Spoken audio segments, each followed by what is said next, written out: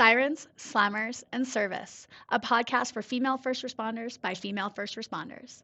My name is Nikki Clucci, and I will be your host. As a former correctional officer in Alberta for almost 2 decades and the founder of Blue Line Fitness Testing, which provides law enforcement fitness testing and first responder wellness workshops, I started this podcast as a way for female first responders to share the trials, tribulations, and triumphs of their daily work. I want to showcase the unique perspectives, skill sets, and personalities that women bring to a first responder career and share their stories. So get ready to laugh your ass off, learn a whole bunch, and be inspired by some pretty badass women. Let's go. Welcome back, guys. Today I am joined by an absolute beauty. I'm joined by Kerri Shier, who is currently a peace officer with the University of Alberta Campus Protective Services. She's been with them for 12 years, and prior to that, she was with AHS. And she is the proud owner of one of the most beautiful dogs I've ever seen called Penny. She got Penny in March of 2022, and Penny is a wellness animal for the protective services staff. She's also been used for victim wellness and community engagement. And I cannot wait to delve into this and find out how we got a hold of Penny, because I know that this was one of your passion projects and I love it. But welcome, Kerri. How are you today? Great. Thanks for having me. I'm so excited to be here. Yes, very, very pumped for this. So Kerri and I actually met at our female first responder day that we have at Blue Line Fitness Testing. We usually have it in June. I'm looking at doing another one, like a twice a year one. So we'll have to talk about that off the air. But yeah, we had the pleasure of meeting there in June, and I got the awesome opportunity to see Penny and see what she did. If you've seen, we have videos. She was like jumping the hurdles and up and down the stairs and doing her thing. And she is just one of the sweetest. Oh, she's so cute, you guys. And she's so well behaved. And oh yeah, I could have snuggled her like the whole day. I really could have just sat at your booth and not gone anywhere else because she's so freaking cute. But it was I'm awesome so to lucky. meet. Well, and it was awesome to meet you guys too, and to have like U of A Protective Services come in. As an alumni from U of A, I have quite a few friends that we did criminology together. They still work there. Jesse's there, and a couple of other people. And so it was really awesome when Kelsey had reached out and said like, can we come? I was like, yeah, freaking come on out. It's wicked. I want to have you guys there. So that was really fun. And the role that you guys play there is huge, especially with how big U of A has gotten, and the amount of more students that we have coming through there. And I'm sure the workload has like tripled since I was in university, because it was a long time ago, guys, but we're not going to say how long. But you started over 12 years ago, and before that you were 2 years in AHS working in security and working as a peace officer with them. So how did you fall into this? Was it something you always wanted to do, or was it just something that like popped up and you're like, yeah, that looks like a cool opportunity? Well, I actually come from a family of a lot of emergency services or first responders. My parents both worked in that field. My dad was a firefighter for 30 years. Part of that was investigations, and he was the chief. My mom was nursing for, I mean, upwards of 48 years, really, since she graduated. Intensive care unit, flew with stars. So, you know, I think it just came naturally to me to be interested in that line of work. And coming out of high school, like, what am I going to do? And I, at first, had applied to the Grant MacEwan program, the police studies Grant MacEwan program. And I was unsuccessful as an applicant. My grades were always just average in high school. So, and I was 17 right at graduation. So I wasn't that competitive of an applicant. But I figured, well, I am kind of interested in the medical field as well. I could reapply, but, I decided to do a little traveling, went to Japan, got all that out of my system. And then I decided to try out like paramedic for, EMT type of work. Mm-hmm. So I got my EMR, and what kind of inspired that was I came across an accident and kind of helped out at the scene. And I was like, this is great. Like, so that kind of got me into the medical side of things, but my heart just brought me back to law enforcement. Like I couldn't shake it. So what do? I've been working random jobs I got no post-secondary really at that point. Do I go back? What do I do? Do I just get some work experience? And after a pretty life-changing moment myself, getting mugged and bear sprayed in my personal life, I was like, oh yeah, I'm getting on and I'm gonna stop these assholes from Yeah. doing this to anyone else, right? So that's kind of my, final straw. So I started applying for security guard positions because I'm like, I need some work experience. And I got hired on with Garda Security in 2009 at the U of A hospital, but quickly Paladin bought out that contract. So I was with Paladin. Did that for about a year and a half. And then I became a CPO, a community peace officer, level 2, which is just a little bit less authorities on your appointment than a level 1. And in 2012, I decided to apply to the U of A campus and became a level 1 over there. And I've been there ever since. I absolutely love it. I don't feel the need to move on to anything else. This is kind of my final resting place for my career. And I'm totally content with it. I think we often get asked questions, being a peace officer, like, okay, well, what's next? And some people it is. It's a great stepping stone into like police work with the city or say RCMP or anything like that. But um, often people don't hear, no, I'm good. I'm content being here. I mean, Mm-hmm. I love my job. I don't want to give that up. Like, Mm-hmm. it's not every day that you get to spend 48 hours of your week away from your family and putting it into an agency that, you get to say, I love going to work. Mm-hmm. So yeah, so that's how I came to be That's at the U of amazing. A. Yeah, Yeah. and I love that you say that because that really is a lot of people do say that like, oh, yeah, like what's next? Or like, oh, like no, but what do you want to actually be? Like and I was the same with corrections because people say all the time, like, oh, like when are you going to police? When are you going to RCMP? When are you going to EPS? And I was like, no, I'm good.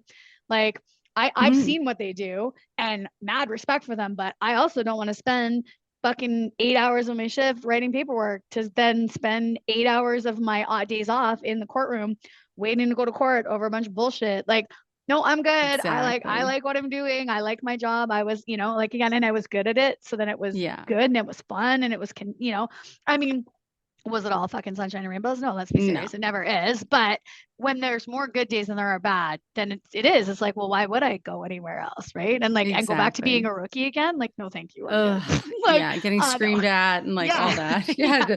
No, thanks. No, thanks. No. Yeah. Yeah. I want to go back to so first of all, your mom flew with stars, so need her phone number because she's coming on the podcast. We're gonna have a chat with her. Cool. And Awesome. yeah, like totally we're good. But let's go back to this. You just like glossed over this. Mugged and bear sprayed. How old were Yeah. you when this happened? And like how old were you when you Oh got God. into security?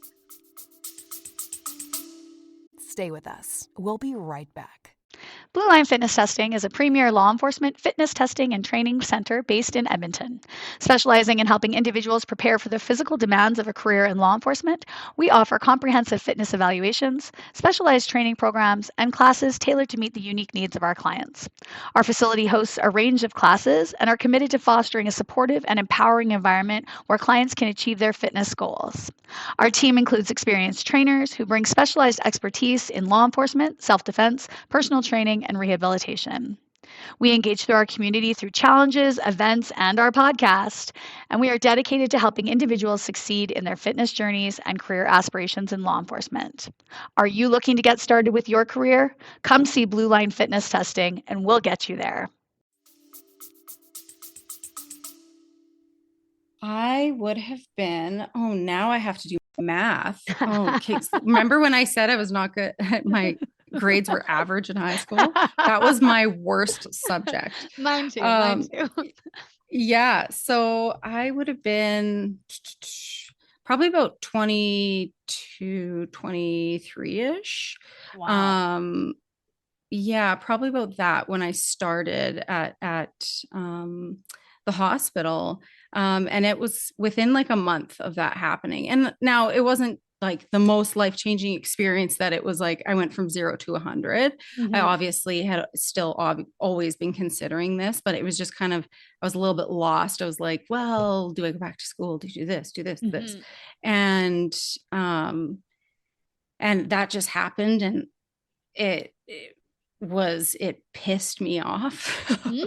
that it happened. And Yep. that's what was just my, like, I needed that fire lit under me. And so I was working at Gold's Gym actually at the time, in Westmount, and I lived at a place quite close. It was about a 15-minute walk, and minus 30 weather. My car was on the fritz. I had a girlfriend meet me. We were just going to spend the night, have girls' night, that type of thing. So she met me, and we walked from Westmount Mall to my house. We were probably just around the corner, and we hear this like patter patter come up quick behind us, and then I'm being drugged into the street and getting sprayed in the face. And honestly, it's so cold at first.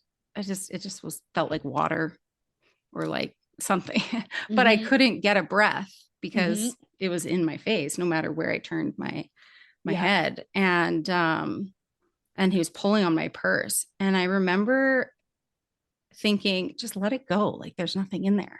Mm-hmm. But it was kind of, by the time I had processed everything going on and was about to let go of it, he took off, because I'm Mm-hmm. assuming cross contamination, right? So Yeah. he took off running, and then I remember feeling angry, like I'm going after him. Yeah. Obviously stupid. Don't do that.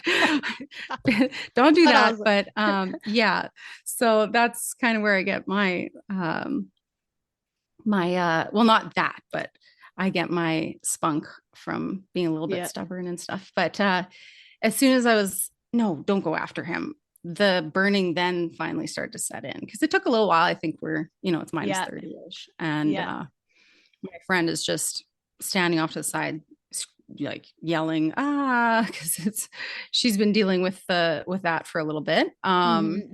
He left her alone, and then we went up to the front steps of a house and just kind of banged on the door. And to this day, I don't really remember what they look like, obviously, because you can't see much. Mm-hmm. Yeah.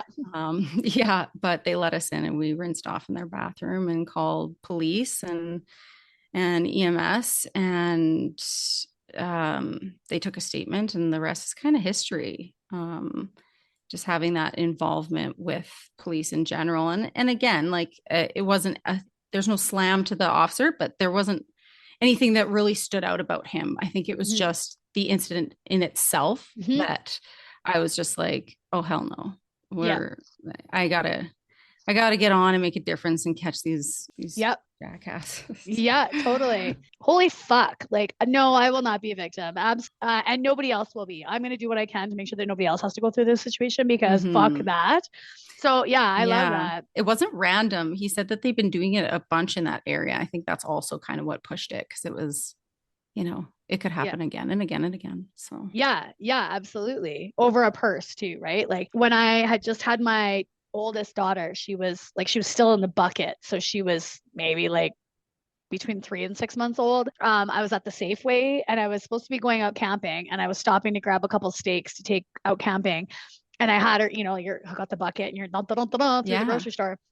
And I came around the corner, and this older gentleman was like stumbling around, and snot running down his face and his eyes running. And I instantly, because I've been working at the jail this time for like 10 years or something, I like looked at him, and I was like, oh fuck, buddy, you got sprayed.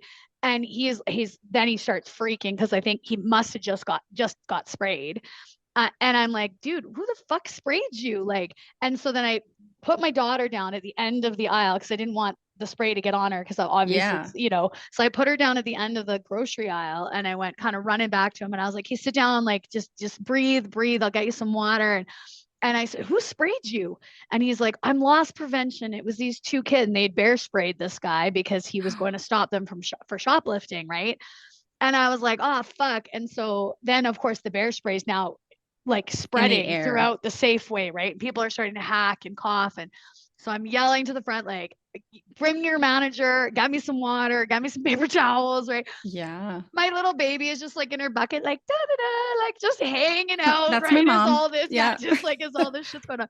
But I felt so bad for this guy because, again, if you've never been sprayed, it's fucking scary. It is. It's like the Yeah. first time you get sprayed, it's not fun. Like your eyes clamp shut, you can't see, you can't breathe. It fucking burns like a son of It a feels bitch. like acid. Yes, it is the worst. So I mean, like I can't, like, having, like having been sprayed because it's my job and I know that it's coming, and but to just be like a layperson, like you and like this gentleman, and get sprayed, like, terrifying, absolutely terrifying. So I can see how that this would Well, it catapult you. definitely made going through CPOIP class like a breeze. Oh Like in a controlled environment and just yeah, like a little spray across like the eyebrow type thing. I yeah, was like, oh yeah, this is fine. This is yeah, totally fine. People are like, are you okay? yeah. Like you're handling this really well. I'm like, this is nothing. Yeah. You're Yeah. like, I'm good. I'm good. Try Yeah. stealing my purse from me at the same time. We'll amp it up a Yeah. little bit. Exactly. Exactly. Oh my gosh. Well, and so when you applied for protective services, like what is that process like to kind of get on and go through the training, and then what's like a day-to-day look like for you? Well, for the campus, it was a little bit different than becoming a peace officer at the hospital. We've got like a completely different training program, I guess. When you're done with your CPOIP, you now have 6 months ish more of what we call block training ahead of you. You got to go through all of that. You have to learn a lot of buildings. You have to learn, like, campus is huge, and we've got North Campus, South Campus. The French campus near Bonnie Doon. We've got Augustana and Camrose, and Enterprise Square is ours as well downtown. And there's just so much information you're inundated with that 6 months you think like, wow, that's a long time, but it goes by fast. And then you're implementing your authorities and learning how to really talk to people. Luckily, I came from a similar background with the hospital, but there are a lot of people that are pretty green coming into this, and it can be really overwhelming, but you learn a lot. And I think just now, once you're out of that and you're a lot more comfortable, I mean, a typical day, well, day shifts are a little different from night shifts. And by a little bit, I mean a lot. But they always start with a coffee. Got to Yeah. have my Starbucks. I'm a little bit of a Starbucks fiend. Always got to start with a coffee. You do the briefing with your squad, find out what's been going on, what's happening, who to look out for. And then you just get in the car and cruise. Or in the summer, you get on the bike in the summer months, which I'm on the bike unit as well. That has so many benefits in itself. I mean, we're right next to the river valley. There's so many trails. We've actually a really good call that maybe 2 years ago, we caught bike thieves. So we followed them about, I think it was like 2.5, 3K through the trails and stuff. It was awesome. And we actually caught them and got these people their bike back. So there's so much to do. And we just spend a lot of it patrolling and just kind of waiting for calls and proactive foot patrols, vehicle. We do traffic stops. We attend residences for whether it's mental health calls or first aid calls, because, when those kids get away from mom and dad for the first time in their first year, they like to, experiment with different types of alcohol. And that sometimes leads them into the back of an ambulance most Yes. evenings. Yes. So, yeah, we spend most of our evenings in residences on the weekends. Yeah. But yeah, it's great. The shifts, the best shifts that I've ever worked, 2 days, 2 nights, and then 4 off. You work 12s? Yeah, 12, Yeah. 7 to 7 always. That's a patrol shift. I am on a side unit right now, and I have been since January. My goal is to get back to patrol, though. That's where my heart and soul is. But I'm with a strategic community response team, and it's kind of like beats in a way, just kind of hotspot areas and getting out, myself and another partner of mine. And that's where kind of Penny gets to come around with us and and really engage with the community that way, because I have a little bit more time away from the radio. So yeah, so many different things going on every day at UAPS. That's what we call it, UAPS, UAPS. Yeah. So yeah, there's never a dull moment. I didn't even think about that. Like, because I just assume U of A main campus because that's like for me that's U of A. That's the majority of our calls too. Right. Yeah. I forgot about Augustana. I forgot about downtown. I forgot about Feka Station. As soon as you're saying these, I was like, hello, Nikki, how did you forget all these places? But yeah, like there has to be a presence there as well. There's still dorms at the FAC. There's still, Augustana has dorms. Like, so yeah. So how many people are on, you called it a squad, I believe, right? How many people are on your squad? Right now with the strategic community response team, it's just myself and one other officer, female. But when I was on patrol, most of the squads are about 6 people, five or 6 people. We try to stay at that. When I started, we were on, in 2012, we had 7-man squads, and that was unreal. It was perfect. We're close to that. It allows for, if you're off ill or someone's on vacation, you still have a decent amount of people to attend calls and get your paperwork done and stuff in a shift. So, and there's four squads, A, B, C, and D. And then we've got a lot of investigators. We have an investigative services division. Downstairs, I like to joke that it's the EPS retirement home. We have a lot of ex-EPS that work with us. They're phenomenal people, all of them. But they, and a threat assessor, so much experience and expertise has just been flooded into UAPS from all different angles. And so we're able to actually take on a lot more as an agency and really help our community on so many different law enforcement platforms and levels. So are you seeing like the calls you're seeing, lots of obviously dorms, inebriation, campus shenanigans, silly shit going on. But are you also then seeing, I have mental health calls which I think obviously, like if anybody's been to university, you know how freaking stressed out you are when you're at university. But like, what are the other types of things that you're seeing? Like, I'm assuming there's probably sexual assault calls. There's probably physical assault calls. People getting stupid at power plant doesn't exist anymore. Sad panda, because that was a great fucking place to party. And actually, I should ask you this because me and my girlfriends, we were just talking about it on the weekend because we used to play rugby there and we would always go to Rat. Does Rat still exist? Oh, Rat still exists. Yeah. But they more so do a lot of like the patio now outside sub because it's been renoed and stuff. But yeah, there's still a Rat. God, we were talking. I was like, literally for old time's sakes, we just need to go up to Rat because we used to go, we'd finish school Friday afternoon. We'd go drink at the power plant. Then we'd go play rugby in the Butterdome from 5:30 to 7:30 and half drunk. And then we would go up to Rat and then we'd continue drinking at Rat. And I was like, we just need to go to Rat for a Friday night. So those of you that are not from Edmonton, Rat is room at the top. And it's a bar that's at the very top of the Student Union building tower. Like dive bar extraordinaire, or at least it was back when I was in university. But goddamn, did we love that bar? The power plant's still there. It's still there. And they still go? It was closed. Oh my God. So you're gonna have to come back and I'm gonna have to relive a nostalgic experience. Yeah. My glory days. Oh my God. That's hilarious. Pick up some trouble. Get us over there. Yeah, right. I'll be like, just call my friends from UAPS. Yeah. But yeah, so what are those calls like beyond me and my friends causing shenanigans and other first years? But what else are you seeing? Oh, there's the U of A community, like you're explaining, like first year students and a lot going on there and mental health calls and things like that. But we have a lot of like transient activity, with that LRT running through our campus at multiple locations, like South Campus. The health sciences platform is attached to our building. Well, I say ECHA, but I know I'm going to get flack for that. A lot of people call it ECHA. And then, to Hub Mall. And we get a lot of different varieties of people.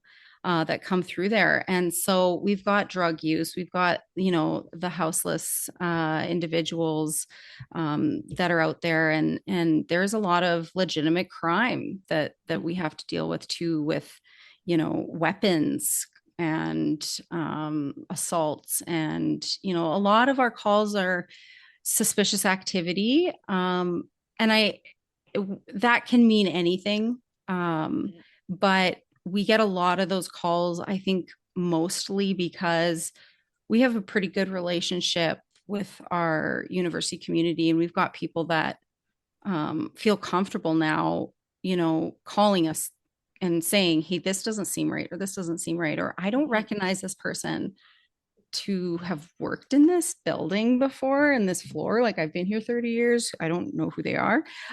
So then we go searching, right? And then there's just people that, call us, and we have to be pretty, we have to draw the line with some reporters. Why are they suspicious?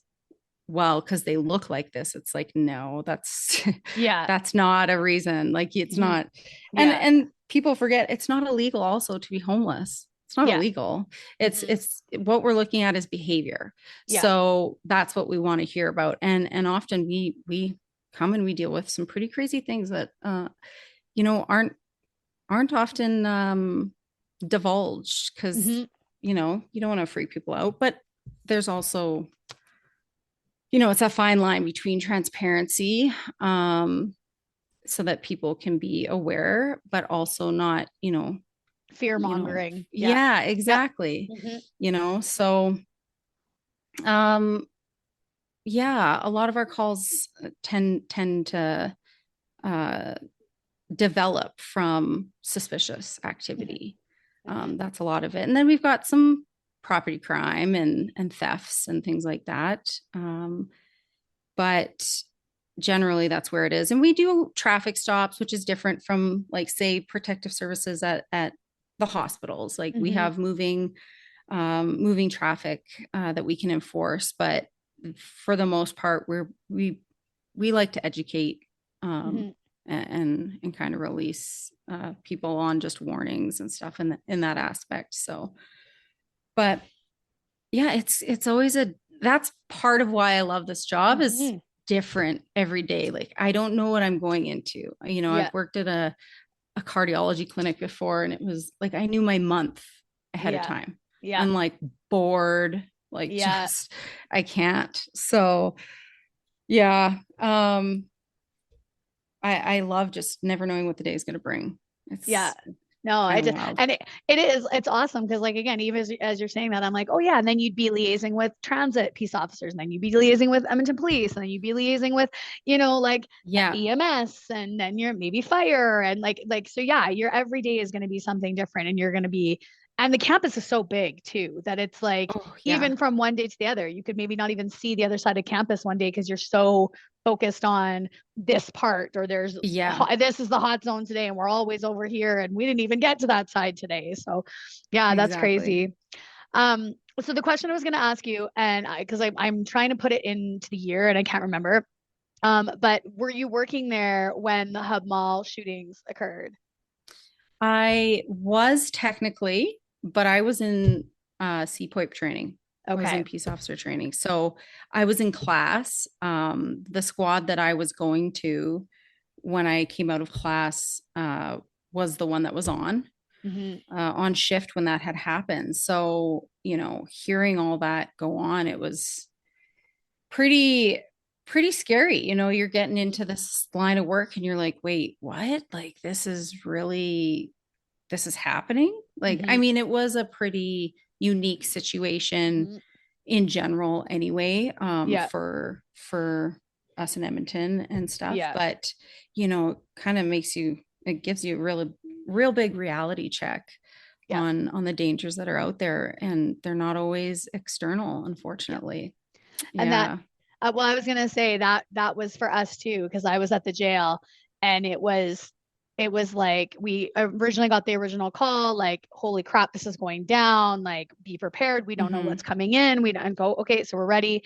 And then it was like, well, like, who's this crazy person that like ambushed, the truck and went in, and like, what, like, who would be this? And then it's like, then it starts filtering out.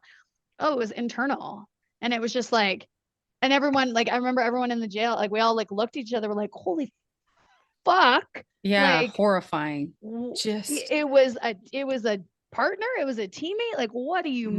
mind-blowing. Like, yeah, it was crazy. And then I must have been pregnant when it happened, because I was on mat leave, or I wasn't there. Something was, and I came back and he was on the unit. I can't remember his name. Travis Baumgartner was on the unit, and I knew the name, but I didn't know the face, right? Because I read it all, didn't know he was on the unit, because I don't look at the bedboard when I walk in. I just kind of I was walking and doing my rounds. And so he stopped me at the door, at the cell door, and he started talking to me. And I'm like, oh, okay, like, this guy seems like half normal, like, okay. Talked to him the one day, went, did my round, came back the next day, did my round. He talked to me the next day, third day, fourth day, fifth day. I'm like, hey, bud, like, fucking, like, talking to CO isn't like, we're not friends. We're so, not like, buddies. Yeah. Yeah, like, fucking move along, right? And then I came down to the panel, and I was like, who the fuck is that guy anyways? And like this unit staff, like, looked at me, they're like, what do you mean, who the fuck is that guy? And I was like, I don't know, he fucking talks to me all the time. Who is that? They're like, that's Travis Baumgartner. And I was like, the fuck? I'm like, oh no. I was like, yeah, motherfucker. And I'm like, so then next I've time I been did being nice to you. exactly, right? So then the next day I did a round, and he tried to stop me, and I just like fucking looked at him, and I gave him a look, and he's like, oh, you finally figured out who I am? And I was like, don't fucking talk to me. And like, just fucking walked on by. And it was just, I was just like, fuck you, buddy, fuck you. Like, but again, normal guy, say that with like quotation marks for our listeners that can't see, but normal guy, articulate, seemed like a normal human that you can talk to. And then you're just like looking at this guy like, man, you're a fucking psycho, like unreal. You're a sociopath. Yeah. And like, again, like that reality check for all of us, because and it's sad to me that sometimes that's what it takes for that reminder for law enforcement or first responders in general, that like, we do go out every day and put our lives on the line. Because some days, some months, some years, nothing happens. It's rota. You go, you do your thing, you come home, and then every so often something will happen. Like the EPS officer who went to go knock on the door and got shot through the door. Right? It's like, it's that, and that reminds you, like, oh fuck, like, yeah, what we do is dangerous, and where we go and what we deal with is dangerous. And don't ever start to get complacent, because when we start to get complacent, that's when we get that shock, or that's when you hear that, oh fuck, this happened, right? And that's the shittiest part, is that how do you constantly stay switched on without, seeping into that stress and paranoia and, constantly looking over your shoulder? Like, yeah, you should be switched on the job, and you should, but there should be times where you're allowed to let your guard down. And that always should be when you're with your people, when you're with your brothers and sisters. And that's the most draining, saddening, deflating part of that whole, the Hub Mall shooting and Baumgartner, is that, that door closed for them to take the cash out of the machine. And they should have had they had every right to just not have to, look over their shoulder for a moment. And it's disgusting, really, at the end of the day. But, I think it, like you said, it can happen whether it's internal or external. And even with our brothers in blue that recently passed, in the city, and it's hard. It's hard. You want to be able to let your guard down to a degree while staying switched on, but you don't want it to be the wrong time, wrong place where you do that just for a moment. So it can cause a lot of, obviously mental health issues and stress on people, despite having anything happen to them, things happening to other people. In this line of work, it can really weigh on those other colleagues. So Yeah. Yeah. Yeah, absolutely. It's kind of a good segue into the next kind of thing that I wanted to talk to you about. So, Mhm. so 12 years with UAPS, which is awesome. Good job. Going into your 13th year. Way to go. Sticking it out, living the best life. Very proud of Yeah. you. Yeah. But Thanks. this now of next kind of adventure of getting Penny and having her for the last 2 years. When we were talking before we kind of started recording, you'd mentioned, like, the catalyst for getting her was one of your own mental health struggles, and Mhm. like a journey that you were going through. So I'm going to ask you to be brave and share that with us if you want to. If you don't want to, I totally Yeah, get it. absolutely. But and just how Penny has helped and how she's going to help more people. So, I grew up, I shouldn't say I grew up. This is how I was programmed my whole life. I dealt with anxiety and depression. I'm a late diagnosed ADHDer. Probably I was about 32. And it was looking into my son that kind of actually got me diagnosed with it as well. And it's been like, it's been an amazing experience, only because it's given me so many answers Mm-hmm. on why I am the way that I am, and why I do the things that I do, and why I'm not so good at things, why I'm really good at other things.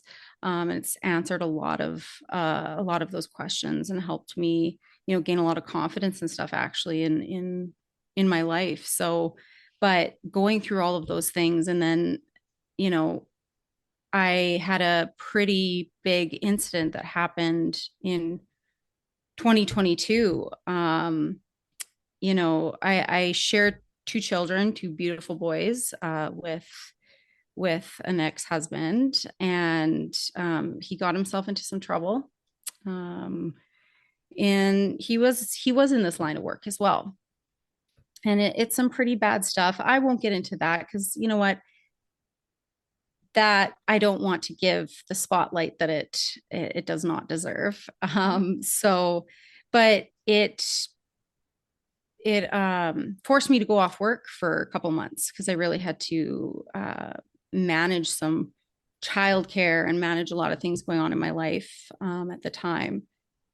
And while I was off for those 3 months, I needed something to kind of latch onto that was, you sit at home and you're not fit for duty. So you can't be at work, but you're also like, oh man, all I'm doing is stewing and sitting here, and Mm-hmm. and I got to be productive, and it's got to be something that's like really positive for me. Um and I'd had this idea for quite a while, but it was a matter of really finding the time and the energy to execute it. And that was, a wellness animal. Um, for me, I stopped and thought, I've got a lot of colleagues and friends that have gone through things in their life. A lot of colleagues that have gone through traumatic incidents at work, and I'm fairly lucky. And it's weird that I say that. I'm pretty lucky that I've more of my extreme experiences have been in my personal life than at work, but a lot of people have had some pretty big things happen at work, and I how could I be there for them? How could I, in the ways that I wanted to? Um, a lot of people will deal with things, their heart on their sleeve, talk about it, vent about it, decompress, scream, yell, go to the gym. And then there's a lot of people that internalize, and, you know, they deal with things in their own way, or they don't deal with it at all. And I think that's where problems can kind of arise. So I know that the times I've needed, you know, support and just quiet moments and feeling loved, I got that from my animals. I mean, the total dogs I've had in my life have been 7, and that includes Penny Mm-hmm. and my border terrier right now named Wallace. Um, yeah, he's Wallace. he's a wild one.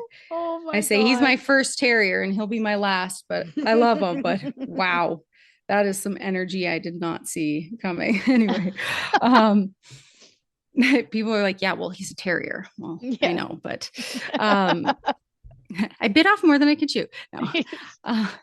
Uh, so yeah, I just decided now there's no time like the present. So this gives me time to actually, search for a dog and try and get a dog and train them. And so I need one from a puppy, right? I'm all about adopting and fostering and animals. Absolutely. I just needed to get one from just a baby. And so I started looking and I found a lot of breeders, they really wanted to have the control and pick the dog and keep me out of it. Like it would be one thing if I could be a part of choosing. But they just kind of wanted to, what gender do you want? And it's like, okay, well, I don't care. I need the temperament, right? Yeah. So I ended up, I did the whole Kijiji thing. And it was because a lady, they accidentally had puppies. Her and her daughter's dog had puppies, and it was a golden retriever and a chocolate lab. And they had 7 puppies. All of them were black.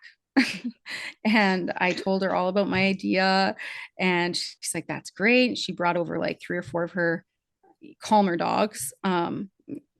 So she says there was one in there that I'm like, oh, hell no. But yeah, I plucked Penny right away, just based on her temperament. And the rest was history. I started drafting my proposals and putting my ideas onto paper. At the end of the day, if it didn't work, whatever, I had a wonderful new dog. So I'd have 100 of them if I could, but I need to live on an acreage first.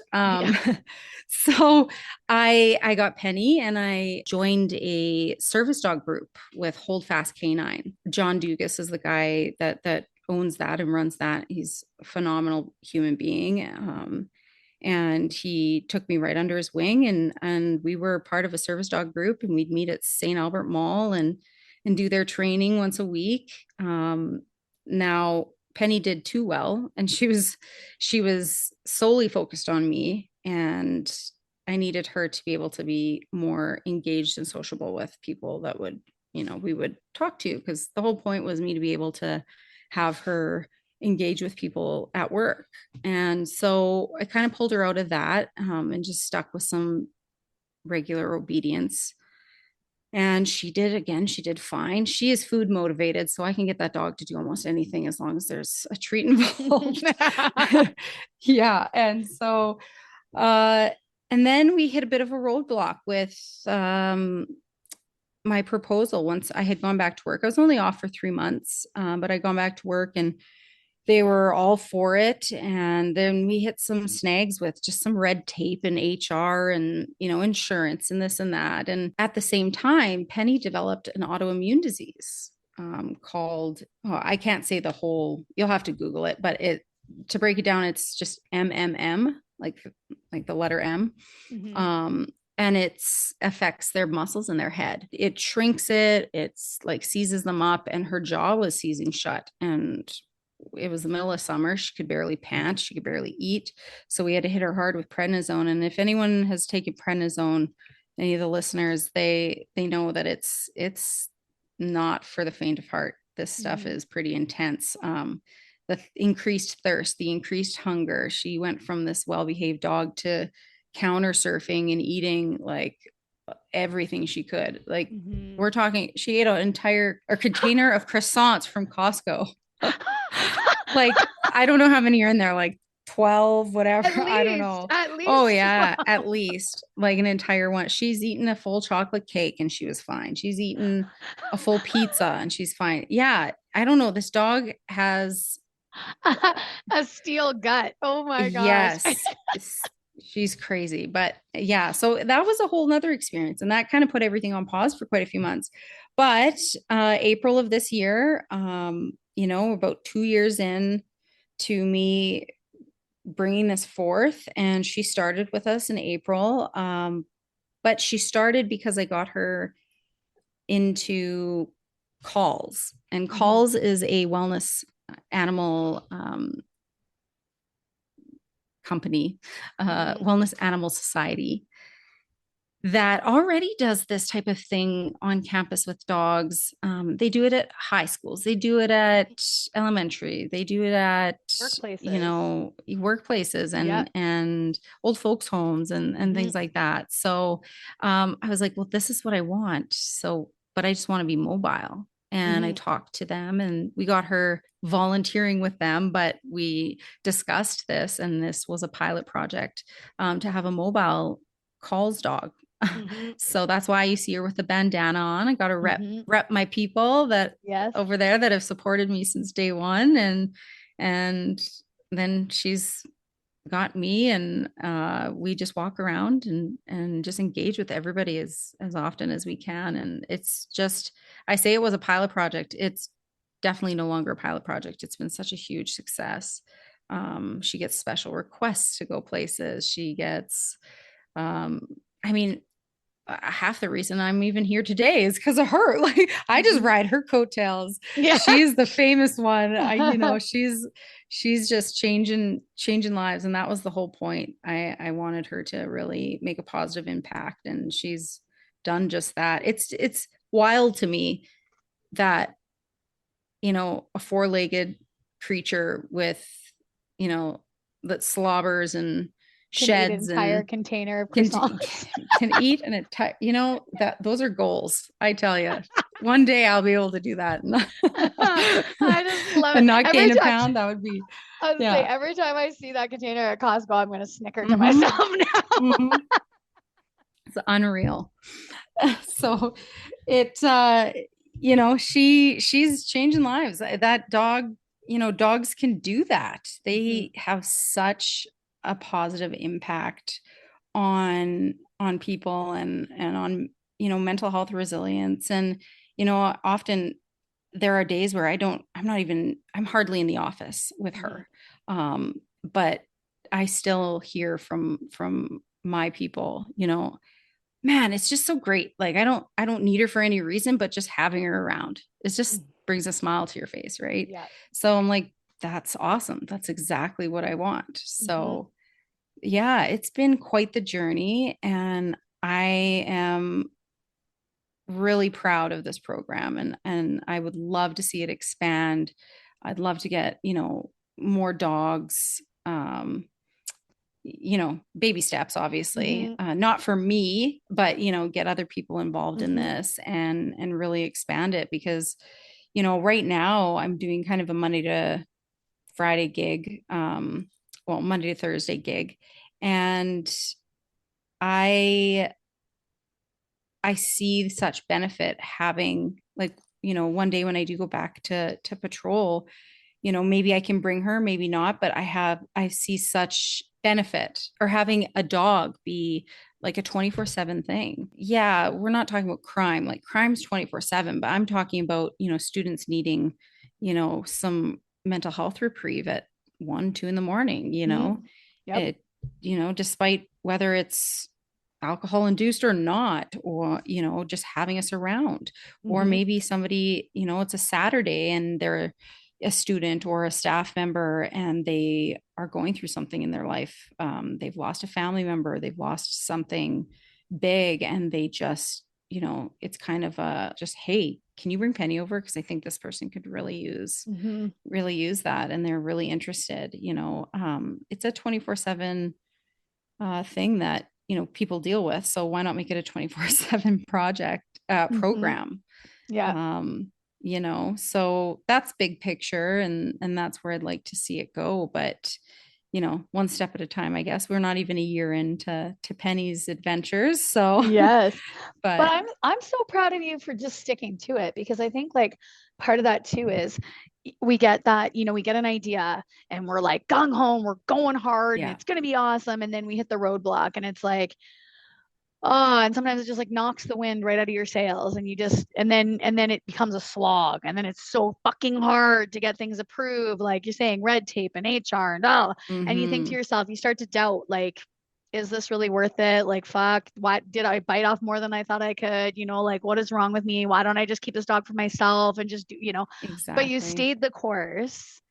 And if you think now, since April, so like 6 months ish, right? Little over 6 months, how many lives she's impacted, how much joy and happiness and reprieve and support that she's brought just in 6 months. Oh yeah. And because you had the courage to be like, well, fuck, I'll keep slogging, I'll keep going, and we're gonna keep trying, even though you're sick, and now we've got this to deal with. Like, you stayed the course, and this is what happened. And so, you know, for people out there, if you're stuck in that place, whatever it is, stay the course, because you never know how fucking amazing it can be when you get to the end of it and go, oh my God, look at this now. Look at this. Well, exactly. Right. Yeah. I mean, I'm a huge advocate for mental health resilience, and who would I be if I gave up partway through? I mean, that's not saying it's, you know, it's horrendous if other people, you know, they quit, you know, things, but I'm just saying in this aspect, like,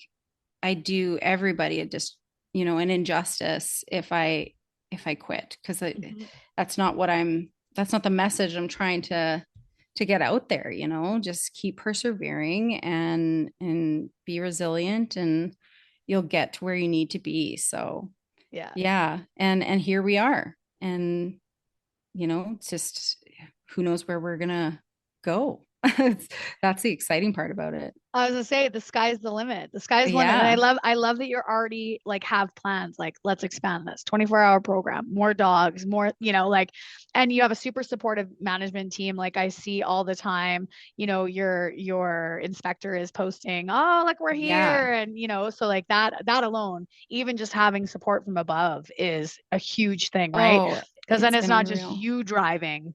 There's, you know, you've got the backing, which is my director, Mike Barkus, has been unreal support for this, and it really wouldn't have happened without his help and support there too. You know, it blows my mind. This is not a foreign concept. Animals have been used for wellness purposes since like the 1800s. Like, we're talking way far back, and probably even further. You know, this is not a foreign concept. And yet I have even run into, there was a gentleman at that tabling event that you had in the RCMP, and he has a colleague that was trying to get something like this going in the RCMP, where he was at, and he was hitting roadblocks too. And I said, give him my number, let him, like, I'll share all my paperwork, all my research, things that I've done to put forward, because it's still shocking that it is hard to get these things going. But it is also really inspiring that there's so many police departments, even all over the states, that do this type of thing, you know? So I mean, it's only going to keep going and going. Either get on the train and, you know, come along with us or, you know, stay in the dust, but you're not going to have the retention you need if you're not supporting your people. So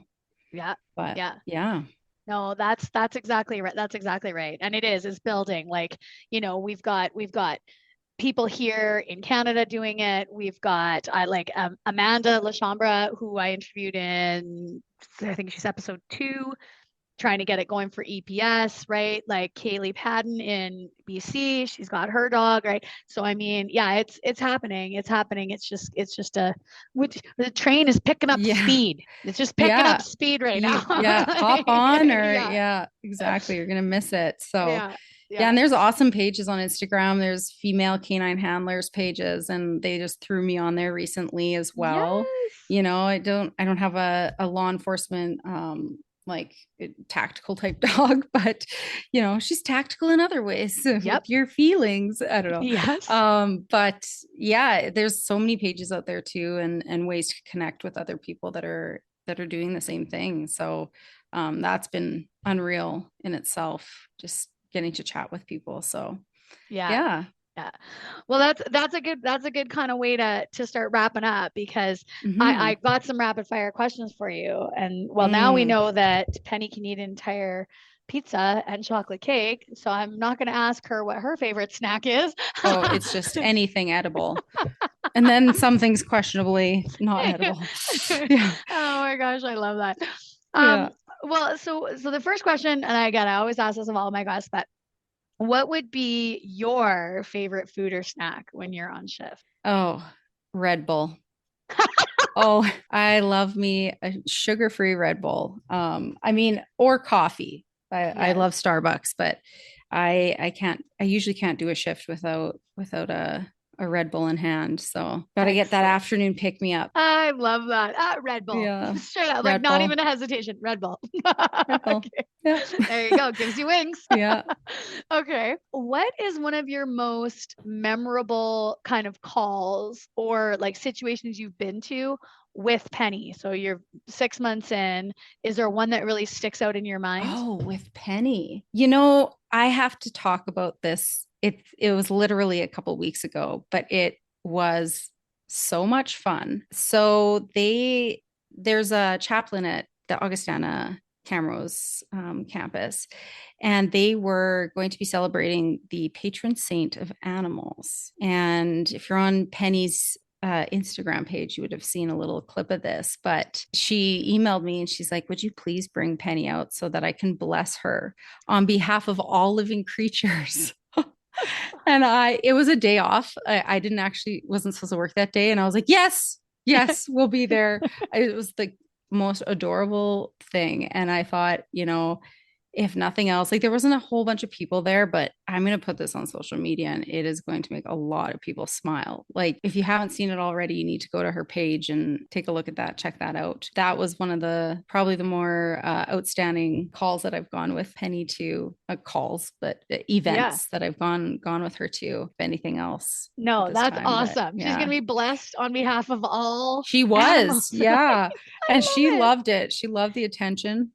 Of course, the chaplain had a treat, but oh yeah. What's her Instagram handle? Because we all got to follow her. It's at UAPS Penny, all one word. Okay. UAPS Penny. We're gonna add it in the show notes, guys. Go and follow. Yeah.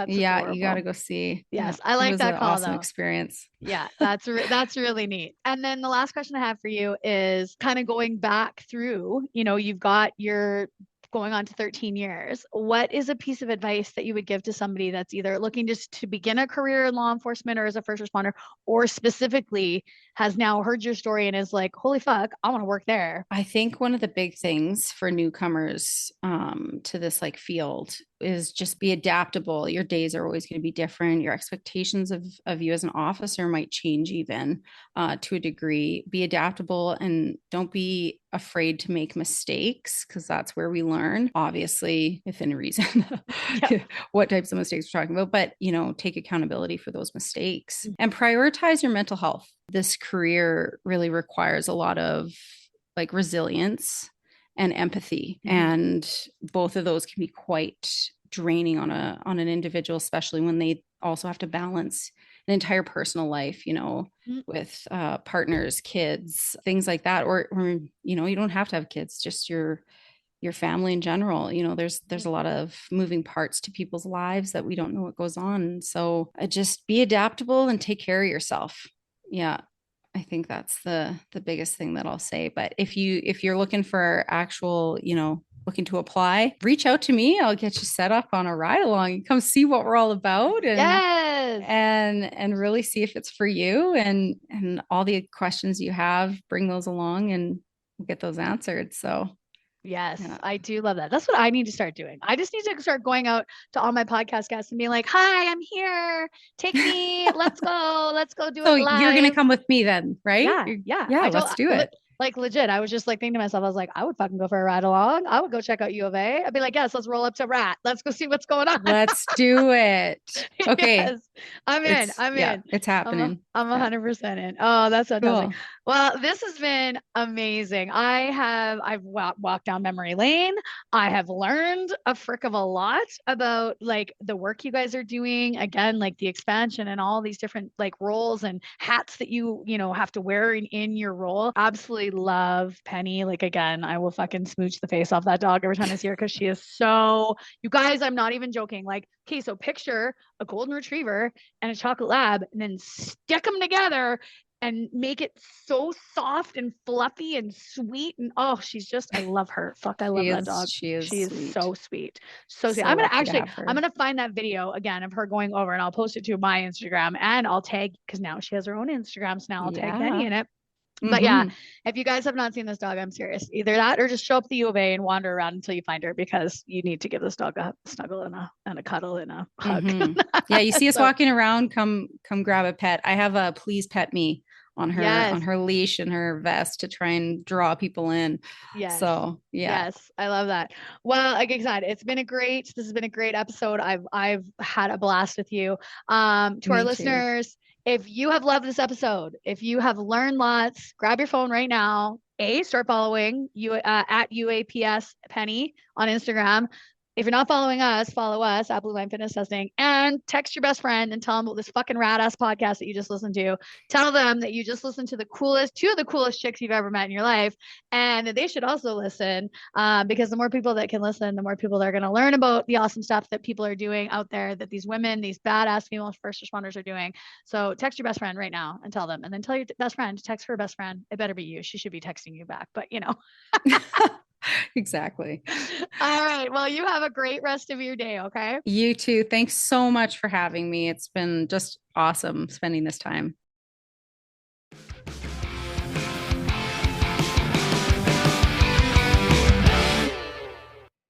Well, that's it for today, folks. Thanks so much for tuning in, listening, giving me your time, your energy, and your attention. I completely appreciate it.